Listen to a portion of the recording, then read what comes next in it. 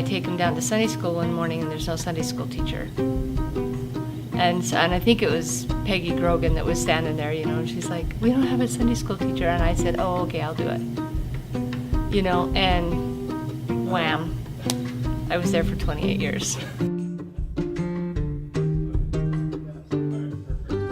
I think the precedent set by the folks that went before, Wilson and Evelyn Henderson and Bob and Lorraine Swinburne, and there were just so many, Rose Zupan, who were so, it's committed for sure, but it's more than that. And I'm not sure what the word is that you would use. It's life, it's everything to them, and that rubs off on you as you spend time with those kind of folks, And it just sort of seemed like the way things were at Price Chapel.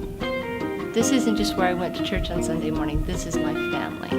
This is who I love. This is who I am obligated to, because of my love for Jesus Christ, of course. But yeah, it was definitely that family. And now, as a more mature Christian, I realize that's the hand of God. That's His honoring what takes place here. Whether it was Tom and Nellie Constance who prayed for that from the very beginning, and so that's our DNA. But yeah, that it's still the same thing, still the same way. And early on there weren't things like women's ministry and men's ministry. There were deacons and deaconesses and elders, and my parents, my mom was always really involved in that, and then of course my dad later on got involved in those kinds of things. But I think just being there every time the doors were open, that's what we did. I specifically remember one of our very first vacation Bible schools here, and Marianne was at the church at the time, and we had just said, this is what we're going to do. We're going to go big.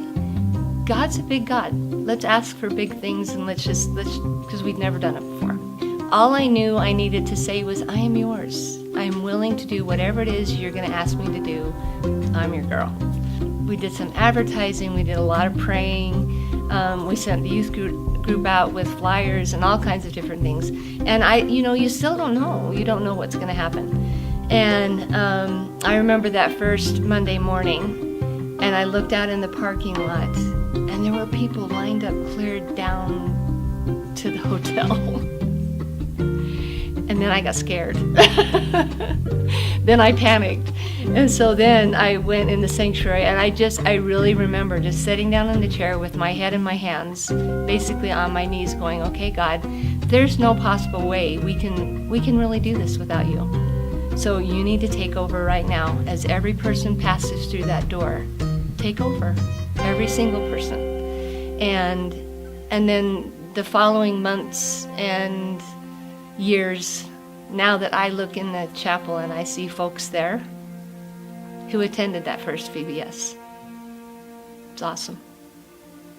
I have spent a lot of time with a lot of different pastors, and most of them will say the best thing and the hardest thing about ministry is the people. But here was always God's answer to me for that, and I think it's a proverb where it says, if you have animals, the barn is dirty. If you have livestock, if you have things, then there's going to be messiness and chaos and things like that, and things that are going to have to be dealt with.